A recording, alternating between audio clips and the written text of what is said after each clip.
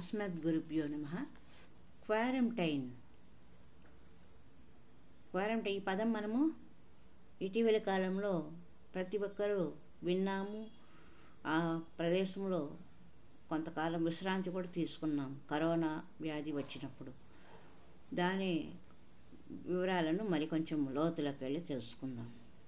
పూర్వము పురుడు వచ్చిన ఎవరింట్లోనైనా మరణం సంభవిస్తే అశౌచం మైలను పాటించేవారు.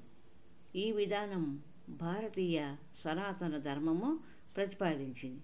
దానిని మనము చాదస్తము లేదా మూఢనమ్మకానికి కొట్టిపారేసేవాళ్ళం. కానీ దానిని విశ్లేషిస్తే ఒక వాస్తవము వెలుగు చూస్తుంది. మనం కూడా వీటిని ఆచరించాము ఇటీవలి కాలంలో 2021 ప్రాంతంలో. అదేమంటే ఒక ఇంటిలో శిశువు జన్మిస్తే ఆ సమయంలో తల్లి గర్భం నుంచి కలుషిత వ్యర్థాలు అనగా నెత్తురు లాంటివి అనేకం వెలువడతాయి. అవి వాతావరణంలో అనేక హానికారక సూక్ష్మజీవుల వైరస్ ఉత్పత్తికి దోహదం చేస్తాయి. ఆ పరిసర ప్రాంతాలలో అనగా ఆ ఇంటిలో లేదా గదిలో ఆ యజమానికి సంబంధించిన దగ్గర అన్నదమ్ముల కుటుంబాలు బంధువులు పరామర్శకి వచ్చి అక్కడ ఉండి సహాయ సహకారాలు అందించడం జరుగుతుంది. అటువంటి వారిని ఈ వైరస్ ఆశ్రయించే అవకాశం ఉంటుంది. సాధారణంగా వైరస్ యొక్క జీవన ప్రమాణము 10 రోజులు. అందుకే 11వ రోజున ఆ వ్యక్తులందరూ పసుపు కలిపిన నీటితో సంపూర్ణ స్నానం చేయాలి. అక్కడ వస్తువులన్నీ పసుపు కలిపిన నీటితో శుద్ధి చేయాలి అంటారు. దీనినే పురిటి శుద్ధి అంటారు. ఇక మరణ శౌచం అంటే మరణం కారణంగా ఏర్పడే మైల. మనం గమనిస్తే మరణించిన మానవ శరీరం చుట్టూ క్షణాలలో చీమలు అపరిమితంగా గుమికూడుతుంటాయి.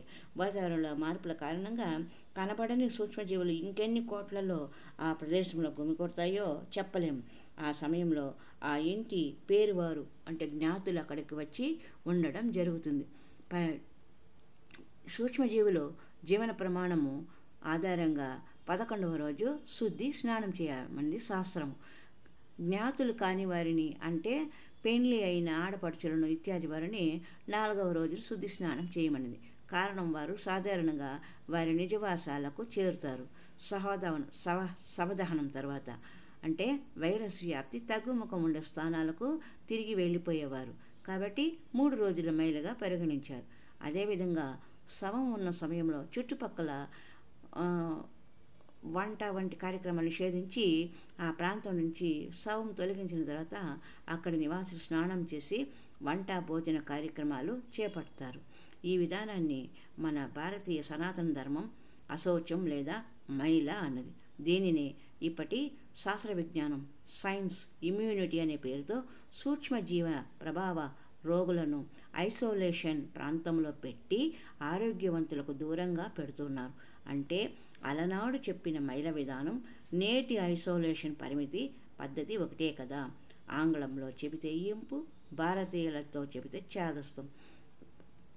పూర్వకాలంలో అలా చేస్తే అందరికీ ఆరోగ్యము ఉంటుంది అని చెప్పారు. దానిని మనవారు చాదస్తం అని కొట్టిపారేస్తారు. కానీ ఇటీవల కాలంలో సంభవించిన కరోనా వైరస్ వలన ప్రతి ఒక్కరూ ఈ క్వారంటైన్ విధానాన్ని పాటించడం సహజమైపోయింది. ఇది క్వారంటైన్ చెప్పిన విశేషం. హరి ఓం తత్సత్.